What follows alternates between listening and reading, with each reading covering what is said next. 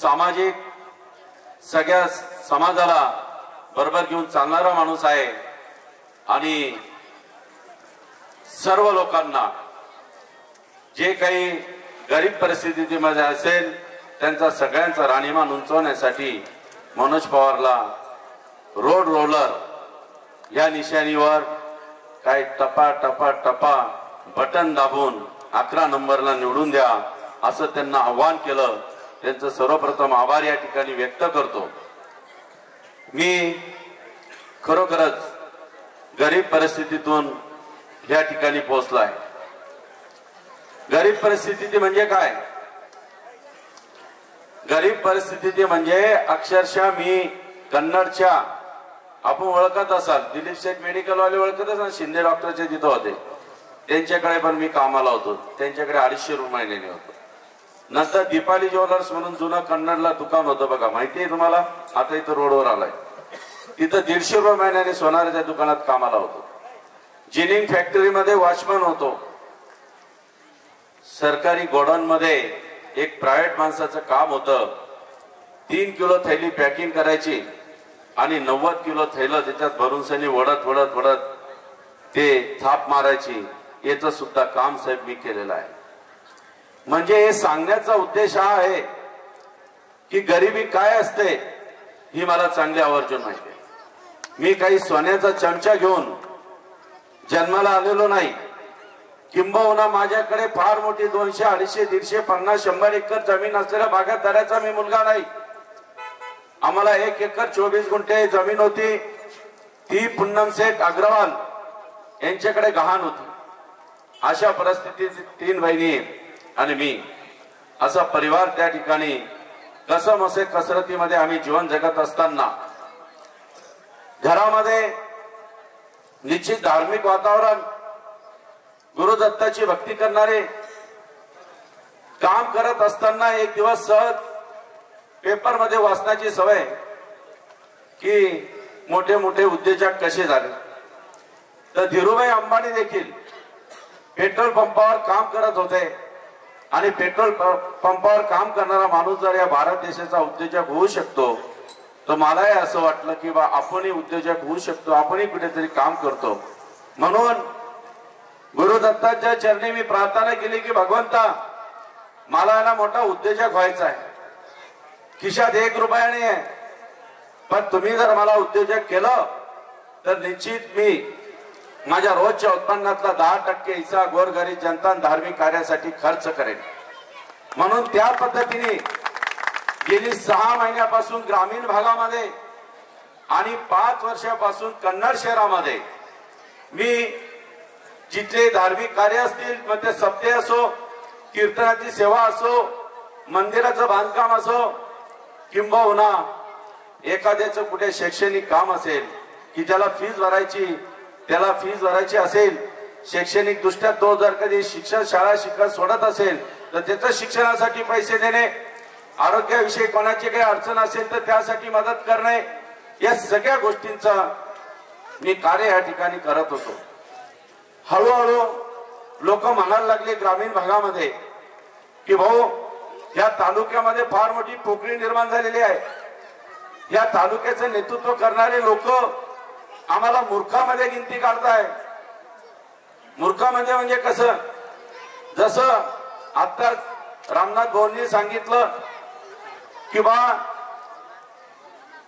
आपले जे आता रनिंग आमदार आहे हे तुमच्याकडे 3 वेळेस उभे राहून सनी पडले आणि चौथ्यांदा त्यांना सगळ्यांना विनंती केली की मला माझी परिस्थिती आता खराब झालेली आहे।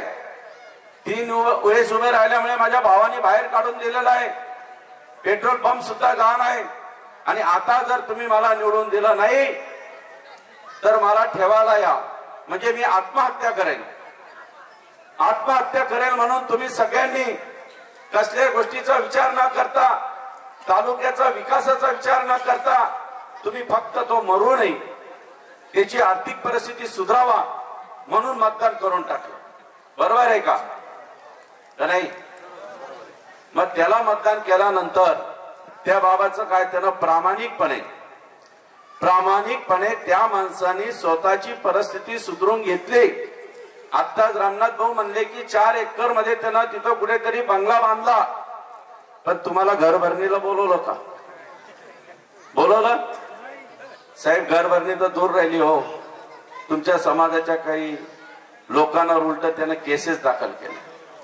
ज्या समाजाने प्रामाणिकपणे 20 वर्ष त्यांना सत्तेत ठेवलं, ज्या समाजाच्या जीवावर जो माणूस आमदार झाला, जिल्हा परिषद सदस्य झाला, त्या समाजावर काय त्याला प्रेम राहिलं? त्या समाजावर तुम्ही केसेस दाखल करतात की ज्यांना इतकं प्रचंड प्रेम केलं की नाही. 20 वर्ष फक्त तुम्ही एकच म्हणत राहिला की काहीच नाही, आम्हाला फक्त उदय भाऊ माहिती आहे, आम्हाला दुसरा कोणताच भाऊ माहित नाही. इतकं भाऊ म्हणून दर्जा दिलेल्या माणसाला अहो त्यांना तर निवडून आल्याबरोबर सर्वप्रथम बंजारांच्या ज्या वस्ती असलेले तांडे आहेत ते सुधारण्याचा प्रयत्न त्यांना त्या ठिकाणी करायला पाहिजे होता. त्यांचं राहणीमान उंचावायला पाहिजे होतं. तांड्यातली रस्ते असतील, ज्या तांड्यामधली काही घरं अजूनपर्यंत नियमित नाही. आता सुद्धा तांड्यांमधले घरं नियमित नसल्यामुळे त्यांना घरकुलाचा फायदा मिळत नाही. हा मूर्ख माणूस आमदार त्या लोकांची घरकुलं तर राहिली, पण स्वतः रिटायर झाल्यावर सभागृहामध्ये प्रश्न मांडतो की आम्ही रिटायर झाल्यावर आम्ही करायचं काय? आम्ही मुंबईत राहायचं कुठे? आम्ही फुटपाथवर राहायचं का? आम्हाला घर द्या. बरोबर आहे. आणि तुमच्यासाठी त्या माणसांना काही गरज नाही. या तांड्यावरचे रस्त्यांशी घेणं नाही. या तांड्यावर असलेल्या ज्या जिल्हा परिषदच्या शाळा असतील त्या शाळेमध्ये 1 वर्ग आणि 4 शिक्षक, 1 वर्ग आणि 4 शिक्षक, 4 वर्ग शिकवल्या जातात. गरीबाच्या मुलांनी शिक्षण कुठे घ्यायचं? तिथं सुद्धा तुम्ही काही प्रश्न सभागृहात मांडला नाही. सभागृहामध्ये आपल्याला शुद्ध पाणी मिळालं पाहिजे म्हणून तिथं देखील तो देखील प्रश्न त्या ठिकाणी मांडला नाही. आपल्या तांड्यावरची मुलं मिलिटरी भरती असेल, पोलीस भरती असेल, त्याची प्रॅक्टिस करण्यासाठी रोडवर पळावं लागतं, तेही रोड खड्ड्यासारखे. मग त्या तांड्या आणि वस्तीसाठी एखादं ग्राउंड देखील तुम्ही मागू शकला नाही की त्या ग्राउंडवर त्याच्यावर ही आपली मुलं त्याच्यावर प्रॅक्टिस करतील आणि ती प्रॅक्टिस करून ती मुलं या देशाचं भवितव्य घडवतील. हे सुद्धा तुम्ही सभागृहात मांडलं नाही. मग सभागृहामध्ये तुम्ही गेला कशाला होता? तांड्या वस्तीवरच्या मुलांना रोजगार उपलब्ध व्हायला पाहिजे या बाबतीत देखील तुम्ही सभागृहात बोलले नाही.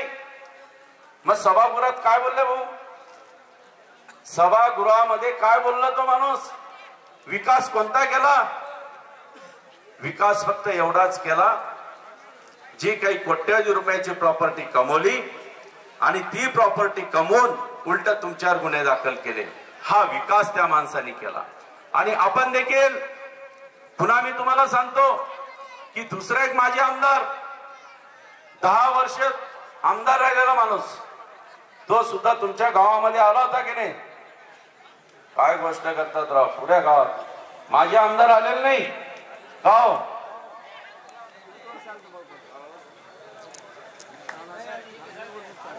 आठवतं आलं, तुमच्या गावात आला नाही. पण गावागावामध्ये हात जोडून काय म्हणतोय माहितीये का? 10 वर्ष राहिलेला आमदार म्हणतो की माझ्या चुका पोटात घाला. माझा 10 वर्ष राहिलं असताना मला तुमची काही विकास करता आला नाही, पण आता मला तुम्ही मतदान करा आणि पुन्हा आमदार करा. कारण काय? जसं तुम्ही उदय सिंगला न्याय दिला त्याची परिस्थिती खराब झाल्यावर, तशी आता माझी देखील परिस्थिती काय झाली आहे? खराब झाली की नाही? खरं आहे की नाही? कशी खराब झाली सांगा बरं. बरोबर म्हणले बांधव की स्वतःची बायको त्याला सोडून गेली, दुसरी आणली, ती गेली. बंगला होता तोही सासऱ्याने हिसकून घेतला, गाडी हिसकून घेतली. आता त्याची राहण्याची परेशानी आहे, खाण्याची परेशानी आहे बंधूंनो. मग आता त्यानं जर असं म्हणलं की बा मी आत्महत्या करतो आणि करा मला मतदान, काय करायचं आता? आता तुम्ही एक काम करा, आता जर असं कोणी आमदार आला आपल्याजवळ चराटच ठेवा. फाशी घ्यायचं म्हणलं की चराट फेका त्याच्या जवळ, इथं घे, आमच्या समोर घे, काही प्रॉब्लेम नाही बाबा तुझा. तू गेल्याने काही आमचा कन्नड काही तालुका काही आमचा मागे जाणार नाही. बंधूंनो, सकाळी उठलो आपण मोबाईल ऑन केला, आपल्याला काय दिसतं? काय दिसतं आपल्याला? नवरा बायकोचं भांडण. काय होतं? नवरा बायकोचं भांडण दिसतं की नाही?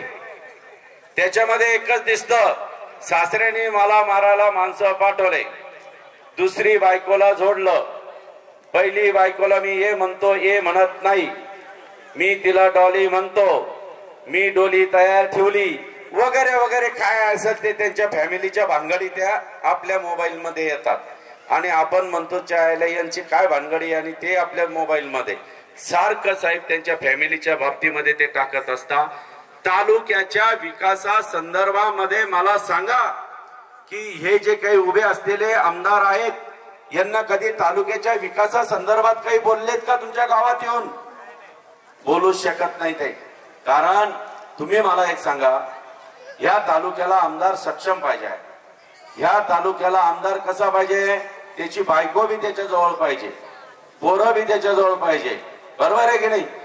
जर समजून घ्या तुमची बायको तुम्हाला सोडून गेली तर तुमचं डोकं चालेल का? सांगा बरं काका. तर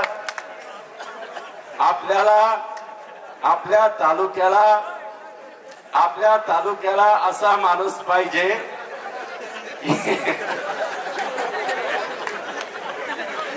की त्याची बायको त्याचे पोरं त्याच्या जवळ पाहिजे. आपली बायको पोरं आपलं सगळं जवळ आहे.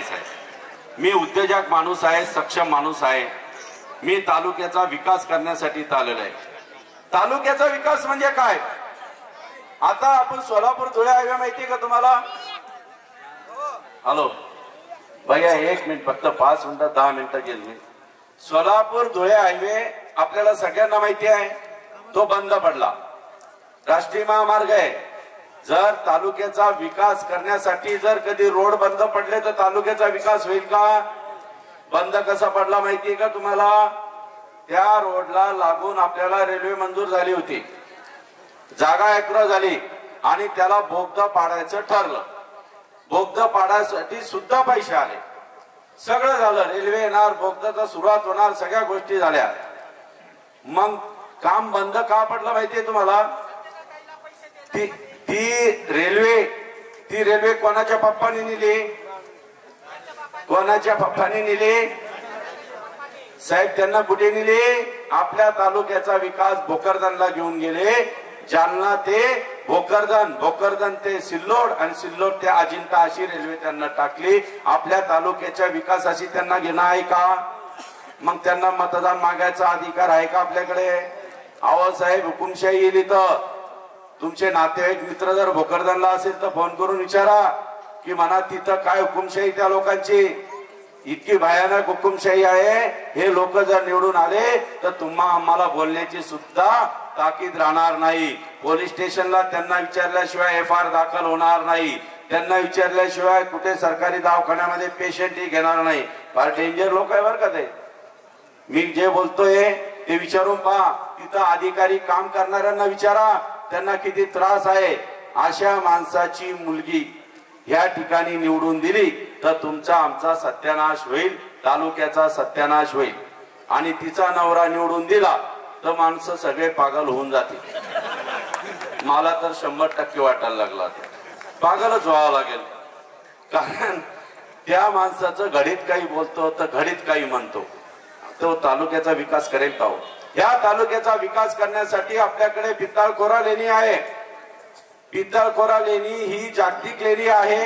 या जागतिक लेणीला कित्येक वर्षापासून, 20 वर्षापासून एकाही आमदाराला सुचलं नाही की हिचा जागतिक दर्जा असलेला ह्या लेणीला आपल्याकडे रूट मध्ये घेण्यासाठी पर्यटनामध्ये एक पत्र साधं सुद्धा त्यांना किंवा त्याच्यात घेता आलं नाही किंवा सभागृहात मुद्दा मांडता नाही आला. कारण आपण जर वेरूळ पर्यंत पर्यटक येतात, पर्यटक म्हणजे काय? ते गोरे काळे लोक, बरोबर आहे. ते जे लेणी बघायला येतात ते जर वेळूवरून आपण इकडे जर आणले कुठे पित्ताळखोरा तर काय होईल? इकडे विकास होणार का? म्हणजे इकडे विकास होईल. या ठिकाणी रिसॉर्ट येतील, मोठ्या मोठ्या हॉटेली येतील आपल्या मुलांना रोजगार मिळेल, या तालुक्याचा विकास होईल, हे पर्यटन म्हणून घोषित होईल। इथं पर्यटक आल्यानंतर आपलं गौताळा अभयारण्य, अंतूर किल्लांमा, अजिंठा अशा पद्धतीने पर्यटन इकडून तिकडे जातील, या तालुक्याचा प्रचंड विकास होईल। मी ते पर्यटन आणण्यासाठी आणि जागतिक लेणी जी पितळखोरा लेणी ही गॅजेट मध्ये आणून, या रूट मध्ये आणून इथं पर्यटक आपण आणणार, हे मी तुम्हाला या ठिकाणी वचन या ठिकाणी देतो। दुसरी गोष्ट, कैलासवासी बाबूराव आवराकर काका, नागतकर अप्पा आणि रायबांजी जाधव साहेब यांच्या काळामध्ये जे काही धरणं या ठिकाणी झाली, त्या धरणामुळे निश्चित आपल्याकडे हरित क्रांती झाली, बरोबर आहे। परंतु ते धरण झाल्यावर त्याच्यामध्ये आता प्रचंड गाळ साचलेला आहे। गाळ साचल्यामुळे पाण्याची, त्याच्यामध्ये जे काही पाणी साचण्याची क्षमता ती कमी झाली आहे।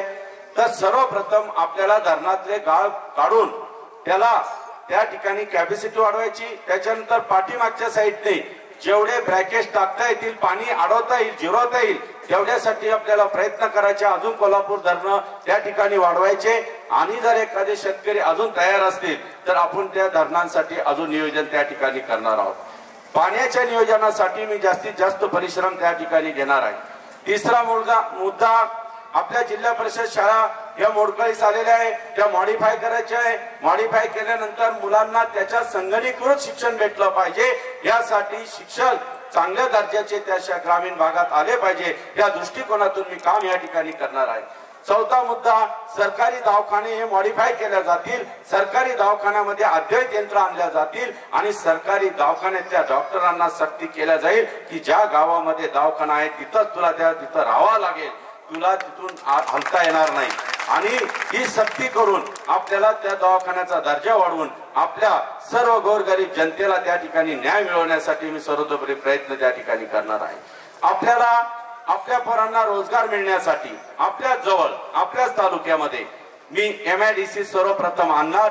MIDC आणल्यानंतर आपल्या इथल्या पाण्याच्या भरोश्यावर MIDC चालणार नाही किंवा बाहेरच्या राज्यातल्या कंपन्या इथे येणार नाही। मग त्याच्यासाठी आपल्याला गोदावरी धरणातून पैठणून पाणी या ठिकाणी आणावं लागणार आहे, तरच ती MIDC सक्सेस होईल। म्हणून दोन्ही गोष्टी प्रामुख्याने त्या ठिकाणी केल्या जातील।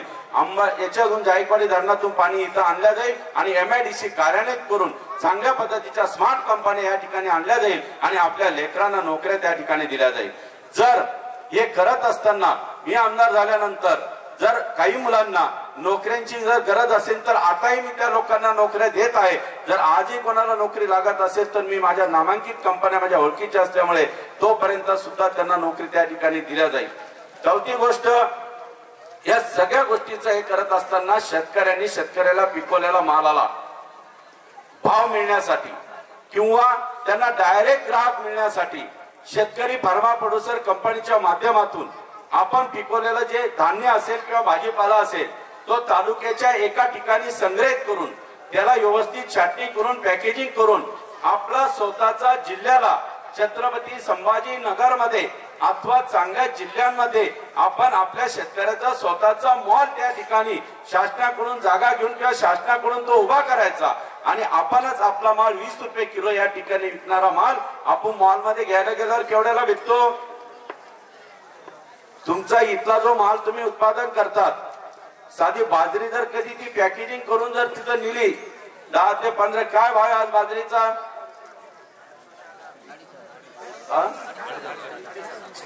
म्हणजे 25 रुपये। तुम्ही ही बाजरी जर तिथं घ्यायला गेले छत्रपती संभाजीनगरच्या मॉल मध्ये केवढ्याला विकते? 35 ते 40 रुपयाला ती विकते साहेब। किती फरक आला? तर हा फरक काढण्यासाठी तुमचाच माल तुम्ही शेतकऱ्यांनी स्वतः तयार केलेला, त्याच्यासाठी आपण फार्मा प्रोड्युसर कंपनीच्या माध्यमातून त्या ठिकाणी अद्ययावत यंत्र उभारून त्या ठिकाणी कोल्ड स्टोरेज उभे करून तो माल तुमचा तुम्ही विकला जाईल। याच्यासाठी मी सर्वतोपरी प्रयत्न त्या ठिकाणी करून शेतकऱ्यांच्या मालाला भाव मिळण्यासाठी मी त्या ठिकाणी भांडणार आहे, झगडणार आहे आणि शेतकऱ्यांना सुरक्षित त्या ठिकाणी केल्या जाईल याची ग्वाही या ठिकाणी देतो। तिसरा मुद्दा, आदरणीय भाऊसाहेब पाटलांनी सांगितलं की अद्रकीचं संशोधन केंद्र, या ठिकाणी अद्रक मोठ्या प्रमाणात पिकवले जाते, याचं संशोधन केंद्र पलीकडच्या तालुक्यामध्ये चाललं आहे।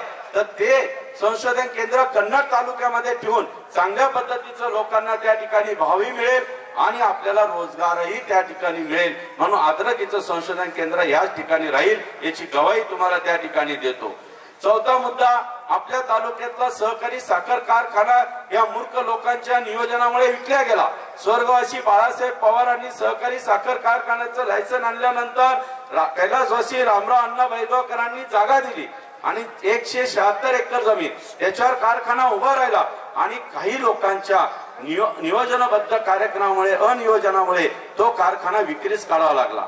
तो कारखाना आता विक्रीला गेलेला आहे. परंतु दुसरा हिराजी बाबा सहकारी साखर कारखाना जो आहे तो सहकारी साखर कारखाना पुन्हा वापस आणून जो काही विकला गेलेला आहे तो आपण पुन्हा अद्ययावत करून तो चालू करण्यासाठी आपल्या इथल्या ऊस उत्पादकांना तसेच इथल्या ऊस तोडी कामगारांना इथंच काम मिळण्यासाठी आपण तो कारखाना त्या ठिकाणी चालू करणार आहोत. आपण सर्वप्रथम तुम्हाला मी सांगतो की या ठिकाणी सक्षम माणसाची गरज आहे, असक्षम माणसाची या ठिकाणी गरज नाही. दुसरी गोष्ट, मी जो उभा आहे तुमच्या समोर, मी पहिलेच तुम्हाला सांगितलं की अगदी गरीब परिस्थितीतून मी वर गेलेलो आहे. तर गरीब परिस्थितीतून वर जात असताना मला गरिबीची जाणीव या ठिकाणी आहे. म्हणून आपण मला येत्या 20 तारखेला रोड रोलर ह्या निशाणीवर बटन क्रमांक 11 वर बटन दाबून मला बहुसंख्य मतांनी, मला बहुमतांनी आपण निवडून द्यावा अशी मी तुम्हाला नम्रतेची विनंती या ठिकाणी करतो. ते दादा त्या ठिकाणी भाऊ बोलताय. बोला बोला. येस. जांभडी फाटा तर वडनेर पर्यंत हे डांबरीकरण व्हायला पाहिजे. कारण की विद्यार्थी शाळेत येतात तर त्यांना ती मुकामी गाडी. आताच सांगतो तुम्हाला, कन्नडहून निघताना पहिला विचार आला की बा जांभडी फाट्याकडनं आपल्याला यायचं आहे. तर गड्डे पूर्ण तालुक्यात झालेले आहे. या रस्ते गुळगुळीत करण्यासाठी 5,000 कोटीचा फंड मी या तालुक्यामध्ये आणणार आणि प्रत्येक रोड तुम्हाला दुरुस्त करून दाखवणार. तुम्हाला भाऊंची मागणी एकदम रास्त आहे. रस्ते गुळगुळीत करणं हे माझं पहिलं आद्य कर्तव्य आहे. आणि हे करत असताना मी प्रामुख्याने आपल्याला वचन देतो की रस्ते हे प्रामुख्याने आहेत, ते काम मी पहिले या ठिकाणी करेल. भाऊंचा ऐका, त्यांची मागणी खूप योग्य आहे. ते एकदम हुशार व्यक्ती आहे. कारण त्यांना जी मागणी केली ती अगदी योग्य आहे. कारण ही मागणी करणं खूपच गरजेचं आहे. कारण या रस्त्याने येताना खरंच तुम्हाला सांगतो, बाहेरचे लोक जर झोपेत असले आणि आपला खड्ड्याचा रस्ता लागला तर लोक म्हणतात कन्नड आलं वाटतं. काय म्हणता लोक? दुसऱ्या तालुक्यातले कन्नड आलं वाटतं. कधी समजतं त्यांना जेव्हा खडखड धडधड लागलं की त्यांना कन्नड हे वाटतं. तर आपल्या तालुक्यात आल्यानंतर त्यांना असं वाटलं पाहिजे की आपण कुठेतरी नंदनवन या गावामध्ये गेलो आहोत. अशा पद्धतीचे रोड मी या ठिकाणी बनवणार आहे, हे तुम्हाला प्रॉमिस करतो. कारण मी हप्ते खाणार नाही. मी स्वतःच्या उत्पन्नातला रोजचा 10% हिस्सा गोरगरीब जनता धार्मिक कार्यासाठी खर्च करतो. म्हणून 10% खाणार नाही. म्हणजेच काय होईल, कंबरड्यात लाट टाकून रस्ते एकदम सुंदर केल्या जातील. या ठिकाणी कुठल्याही पद्धतीच्या अधिकाऱ्यांना कसल्याही पद्धतीचा मनमानी कारभार करता येणार नाही. कारण मी हप्ते खाणार नाही. त्याच्यामुळे हा आपला तालुका सुफलम साफलम या ठिकाणी होईल याची गवाही या ठिकाणी देतो. व या ठिकाणी आपल्याकडे डीपी नादुरुस्त झाली. डीपी ट्रान्सफॉर्मर किती दिवसामध्ये भेटतो? 8 दिवस. हे बघा, काकांनी महिना सांगितला, इकडं 8 दिवस सांगितलं, तिकडं 15 दिवस सांगितलं. तुम्हाला गवाही देतो, उद्या जरी तुमची डीपी जळाली, उद्या इथून गेल्यावर, तरी तुम्हाला जास्तीत जास्त 1 किंवा 2 दिवसात तुमचा डीपीचा ट्रान्सफॉर्मर तुम्हाला मिळणार याची गवाही या ठिकाणी देतो. कारण माझ्याकडे गेली 2 वर्षापासून जेही शेतकरी कॉन्टॅक्ट मध्ये आहे त्यांना तात्काळ डीपी दिल्या जाती. जास्तीत जास्त 1 दिवसात देतो, पण मी काही तांत्रिक अडचण आली तर 2 दिवसामध्ये तुम्हाला ट्रान्सफॉर्मर मिळेल याची गवाही तुम्हाला या ठिकाणी देतो. कारण माझ्यात तेवढी धमक आहे, काम आहे. तुम्ही कोणाला विचारून घ्या, इथं बसलेले असतील काही जरा 10 आता तुमच्या इकडे सुद्धा मी डीपी दिलेली आहे. मी 1 किंवा 2 दिवसात डीपी देणारा माणूस आहे, मी काम करणारा माणूस आहे, माझ्या धमक आहे, मी नौटंकी धंदे करणारा माणूस नाही। नौटंकी धंदे कोण करतं? नौटंकी धंदे कोण करतं? ज्याच्या मनगटात बळच नाही ते नौटंकी धंदे करतात। तसा मी आमदार होणार नाही, मी आमदार काही पोलिसांचा मार खाणारा आमदार होणार नाही। मला निळा पिवळा झाला होता की नाही? पुऱ्या मुंबईत महाराष्ट्रात गाजला होता, आपली मान खाली झुकली होती साहेब।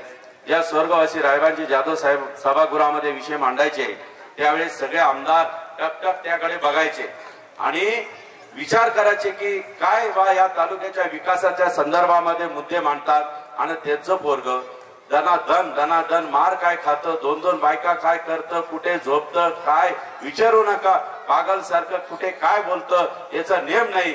तर अशा माणसाला आता पुन्हा नेतृत्व करू देऊ नका। स्वर्गवासी रायबांजी जाधव साहेबांचं राहिलेलं कार्य, मग ते बाबूरावजी आवराकर काका असतील, नाथकराप्पा असतील, यांच्या सगळ्यांचं राहिलेलं कार्य पूर्ण करण्यासाठी मनोज पवार हा तुमच्या समोर आलेला आहे आणि हे कार्य मी पुढे करेल। या सगळे लोकांनी ज्यांना कार्य केलेलं आहे। याच्यानंतर मी या ठिकाणी काही एमपीएससी यूपीएससी होणारे पोरं असतात, या पोरांना वाचनालय या ठिकाणी केल्या तर जाईल।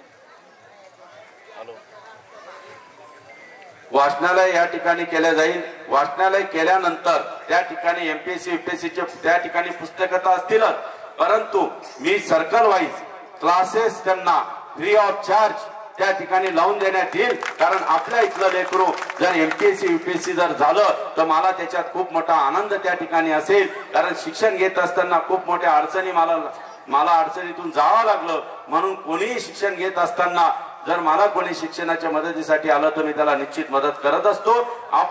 मी जो मनोज पवार तुमच्या समोर उभा आहे, कन्नड शहरामध्ये विविध जाती पाती पंथ धर्माची लोक त्या ठिकाणी राहतात, कोणी एका जातीचा समूह मोठा नाही।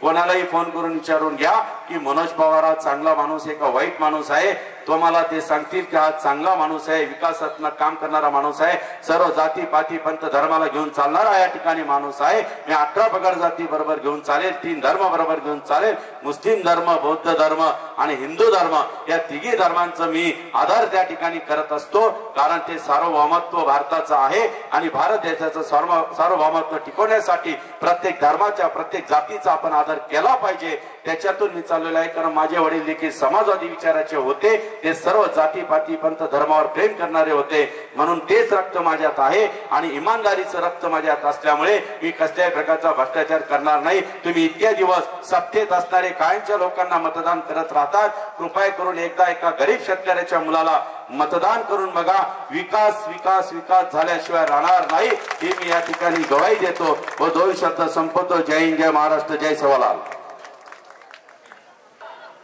या ठिकाणी सुद्धा याचप्रमाणे अद्रक संशोधन केंद्र झालं पाहिजे। जसं तुम्ही वसमतला बघितलंय, हळद संशोधन केंद्र वसमतला निर्माण झालंय, पण या प्रश्नाकडे तालुक्यातल्या प्रस्थापित पुढाऱ्यांचं कुठलंच लक्ष नाही आणि हे आम्ही हेरलं। आणि मागच्या 2 महिन्यापूर्वी कन्नड तालुक्यामध्ये महाराष्ट्रातली पहिली अद्रक परिषद सन्माननीय राजेश शेट्टी यांच्या नेतृत्वाखाली झाली आणि त्याचा परिणाम असा झाला की गेल्या 2 महिन्यापूर्वी एक शिष्टमंडळ महाराष्ट्र शासनाने शास्त्रज्ञाचं या कन्नड तालुक्यामध्ये पाठवलं आणि 100 एकर क्षेत्रफळावर कन्नड तालुक्यामध्ये अद्रक संशोधन केंद्र निर्माण होणार आहे।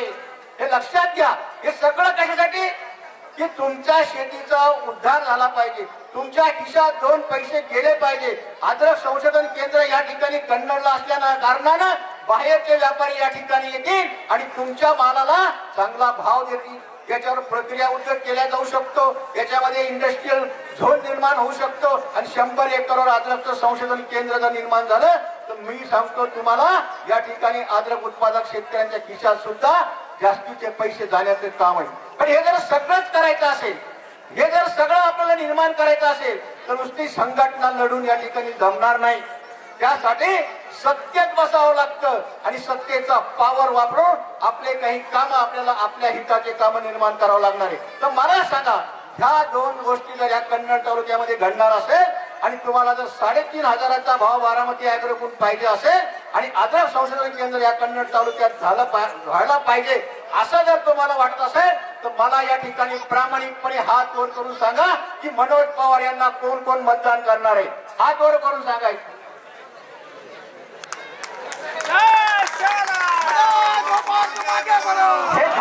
विषय, हे झाले दोन विषय. हे सगळं करण्याचं कारण काय? आम्हाला, आम्ही शेतकरी आहोत. मी शेतकऱ्याची औलाद आहे. माझे वडील शेतकरी होते आणि शेतकऱ्याविषयी आम्हाला जे वाटतं ना ते आम्ही पोटतिडकीने या ठिकाणी बोलत आहोत. आणि आपल्यासाठी माती महत्वाची. म्हणून हे सगळं करण्यामागचा एकच उद्देश आहे, जातीची लढाई मातीवर आणायची आणि मातीवर विषय काढायचा आणि मातीवर बोलायचं. ही माती आमची टिकली तर आम्ही जगू. 35 वर्षाचे तरणे-बाण पोरं गावात फिरतात. इथं यायला सोयरीकी जमायला कोणी तयार नाही. इथं रस्त्याचं सुद्धा वाटोळ झालेलं आहे. कोणी मुलगी सुद्धा द्यायला तयार नाही, कारण तुमच्या गावाकडे यायला रस्ताच नाही असं धडधडीतपणे ते मुलीवाले सांगतात. मग ते कुठेतरी शहरामध्ये सोयरीक जमवतात. त्याला 8,000 रुपये पगार असला तरी मुलगी त्याला देतात. ही परिस्थिती कशामुळे झाली की तुमची आमची शेती या ठिकाणी विकोपाला गेलेली. तुमच्या कन्नड तालुक्यामध्ये इंडस्ट्री या ठिकाणी निर्माण केलेलं नाही. तुमच्याकडे अद्रक संशोधन केंद्र या ठिकाणी निर्माण झालेलं नाही. तुमच्याकडे वेअर हाऊस नाही. तुमच्याकडे कोल्ड स्टोरेज नाही. तुमच्याकडे मका खरेदी केंद्र नाही. तुमच्याकडे कापूस एकाधिकार योजना चालू नाही. त्यामुळे कापसाला सुद्धा या ठिकाणी भाव मिळत नाही. मकाला सुद्धा भाव मिळत नाही. सगळ्यात जास्त मका कन्नड तालुक्यामध्ये पिकत असताना सुद्धा मकाचं संशोधन केंद्र शिल्लरला गेलेलं आहे. आमच्या तालुक्यातल्या कुठे शेतीच्या बाबतीत जर काही बोलणार असेल तर आम्ही आमचं मत व्यक्त करून येत्या 20 तारखेला 11 नंबरची निशाणी आणि रोड रोलर याचं बटन दाबून आपल्या हक्काचा माणूस आपल्या विधानसभेत जर पाठवला तर तुम्हाला या ठिकाणी मी शब्द देतो की शेतीमध्ये क्रांती झाल्याशिवाय राहणार नाही आणि तुमच्या शेतीमध्ये प्रगती केल्याशिवाय हा भाऊसाहेब थोरात आणि मनोज पवार या ठिकाणी थांबणार नाही. एवढे आम्ही तुम्हाला ग्वाही देतो आणि माझं लांबलेलं भाषण संपवतो. जय जवान, जय किसान, जय शिवलाल. पण माझं भाऊ माझं पहिल्यांदा इथं उभा राहणार.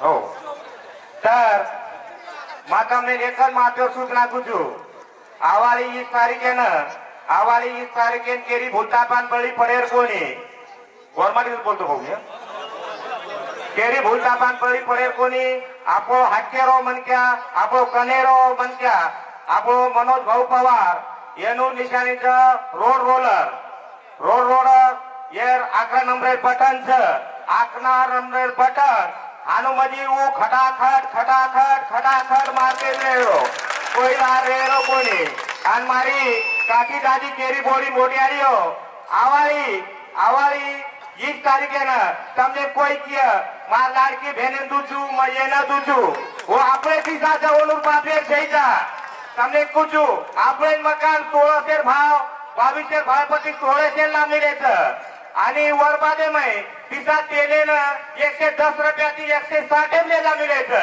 ઈ કઈ આપણે પીસા જવાનું પાપે છે. તમને ભૂલતા પણ પડી દે તમને ના 2500 દાદા આજી 3 દાદા शेत वाळायचं येणं सरकार आज पिसा चालू તમને બંધ પડે આળે કોની વપર કે पिसा બંધ કોને આળે તો આપણી 20 તારીખેनं કેરી ભૂલતા પણ પડી પડે કોની કાળી કોથંબીરી કાળી 20 તારીખે દેખે છે મારી મોટિયાળી આવાળી 20 તારીખેના રૂમડી બેંકે ઝુમડી બેંકે પાનો બેંકે લતા બેંકે शहन बिगी शहन चाले रोक आणि रोड रोलर हे समोरील बटन दाबे रोक आणि प्रचंड बहुमते हिदय करो तोरे कुचू बाबा टोप्याळ बाबा तोरे कुचू तो आबो बघा टोप्याळ बाबा तोन सदा कुचू शेन लेदारो शेन सोबत लेदारो डिग्या लेदार पानोबाई लताबाई सारोबाई शेन लेदारो बाई का हाकेर मनक्या ग मनोज भाऊ पवार ये नंबर 11 नंबर का निशानी का रोड रोलर चालिए जना रोड तयार ही नंतर खड्डा महिन्यात जावं पडे आता बोला नाती शब्द समाप्त करू तू जय हिंद जय महाराज शिवलाल थोडा जोरे जय शिवलाल जय शिवराय. भारत रत्न डॉक्टर बाबासाहेब आंबेडकर आज या ठिकाणी पर्चा दौरा म्हणून मनोज भाऊ पवार आपल्या वडनेर मध्ये दुसऱ्यांदा आलेले. एक वेळेस सत्संग झालेला होता मंदिरावरती त्यावेळेस आले होते आणि आता तिसऱ्यांदा तिसऱ्यांदा इथं आपल्या वडनेर गावामध्ये आलेले. आज सगळंच बघितल्यावर प्रचार असा दौरा चालू आहे. कोणी म्हणतात लाडकी बहीण योजना कोणी म्हणतात काही. आता तर असं झालेलं आहे आता संभाजी चव्हाण बोललेलं ते की 110 वरून 160 झालेले आहे. आपले पैसे आपण त्यांना देतोय आणि आपल्याला फक्त एवढं आहे की बँकेत तिथं आम्ही अजून नंबर लावायचं, तिथं अजून नंबर लावून ते आपल्याला पैसे आपल्याला काढावं लागतात. काही काही महिलांचा तर पैसे झाले नाही, काही काही महिलांचा तर नंबरच लागला नाही. कोणी KYC करायचं म्हणता, कोणी बँकवाले काय करणार आहे, तुमचं डॉक्युमेंट बरोबर नाहीये. आता माग 10 पंचवार्षिक माणूस बोलवाटी बोलू काय मनोज भाऊ बोलून निघून काय शिवलाल अनुकोरी पाचा आपल्याला तो मसत रान खेळला जातो काय अहो एक भाऊ येते आपण काय बोलतो आहे आपण लारा पिवळा पंचवार्षिक आमदार हो आपण वरून सारियन मतदान किती सारियन वन सपोर्ट किती बिचारो हुई काही घणो काही किदो पण वन पाठीमाग कोणी बोलरो घरे राहतो आपण काय करा वरच घर केली तो आपण काय आलो काय वर येते आज नवीन चेहरा करून तिने एक दुसरे आमदार आहे ना वरचा एक चान्स ऊ केला गो भाऊ या रात्री वेळेस देखील आपण कोरमाटी बोलायचं यात्री वेळेस देखील जो करावं तुम्हाला फाशी ले सोय पर्या चेचा आबू फाशी लेटाळी वर म्हणतो वाटायचं गाळार बाप मोठो हेगो आवडी गर्दन मोठे की घणो मोठो हेगो काय 18 कोटी कमाल दो की घणे कोटी तुम्हार निवळ कोटी 30 कोटी कोटी ते 4 एकरे में कोटी बंगला चालूच काय फाशी लेवाळो म्हण क्या फक्त टक्केवारी चालूच टक्केवारी पर और ये मनोज भाऊ आवेला और 10% खावाळो कोणी आवेला 40% मंदिर आणि दान करना को आज कन्नड़ तालुका में और एक स्वप्न कोई गरीब रही न चाहे ये सारी सर्वसामान्य लोक पुरता होना काही गरज नहीं और आजची मोठी मोठी कंपनी चालू फक्त एक कन्नड़ तालुका गोर गरीब जनता है ना एक पाया पलटायचो वर पुरता आमेलो म्हणून न तो काही येतीच गरज नहीं आज कन्नड़ तालुका MIDC आहे ही फोटो चलेगी कब चलेगी पार गुजरात चलेगी काय गुजरातच्या आमदार केला होता आम्ही MIDC लाज वाढायचा करा MIDC चे नाही आणि पेटी चे नाही खोकाई चे नाही काय तो ओरे ती मार एकच घेऊच आभी वेळ घालो मत मनोज भाऊ एकदम भारी आणि दिलदार मनक्याचं गरीबी माहिती दत्तर भक्तच कराई बनवू खोटं बोले नाही वापेला 10% खावो ची 10% अंगलोटे आळो छु काय एकच घेतो नो 10% खावो कोणी निवडून जर अगोदर 10% कोणी सारी जनता ले 9% ये रस्ता बनाया आज अपने वडनेर काले अपने कोरवारी फाटा दी तो अन्ना ने फाटा लग रास्ता देखो आंगाड़ी तो थोड़ा खड्डा है देते और बाजू में थोड़ा खड़ीकरण की दे अब थोड़ा दिल ऑपरेशन हो जाए ऑपरेशन जस कहीं थोड़ा म्हणजे नस मोकळे करे म्हणजे आपण जल्दीच मोकळे करायचे आमदार जे बी जल्दीच मोकळे करायचे ओरे ती केरो छु भाऊ सारी काका दादा है ना सारी विनंतीचं आवाळी घडी न भोलतप केली न पडतो ही देखील भाऊ लोलर निशाने माझ्या बरोबर आण कालीमठ रस्तान लोलर फिरायला लगे लोलर चालवो कारण झटकोच बसवतो भाऊ रो काय ओरेची साऱ्यान विनंतीचं की साऱ्यान झेंडा काढो आवळे 20 तारखेनं 11 नंबर आपण बटनचा लोलर खट खट खट खट सारी दाबन मोकळे जारो जय श्री कृष्ण धन्यवाद सोमनाथ भाऊ रोड रोलर चालणार बदल घडणार